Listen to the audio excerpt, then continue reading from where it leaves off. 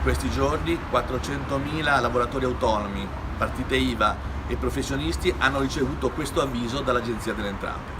Si tratta di una verifica per quanto riguarda ovviamente le situazioni fiscali che coinvolge una gran parte di imprese, di imprenditori e di professionisti. Noi crediamo che si debba dire basta a uno Stato vessatorio, a uno Stato oppressivo dal punto di vista fiscale.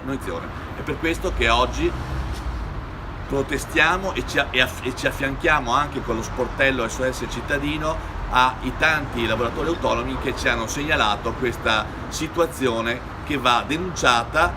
Dobbiamo liberare chi produce reddito, professionisti, lavoratori autonomi, imprenditori, quindi il lavoro e la produzione italiana da uno Stato nemico, da uno Stato vessatorio, e costruire un sistema, uno Stato amico che aiuti chi produce reddito. Secondo dati ufficiali, 259 ore lavorative di ogni professionista, di ogni partita IVA è dedicato solo a rispondere a questi avvisi. 259 ore lavorative, un'enormità. Questo rende difficile lavorare, produrre, fare reddito nel nostro paese.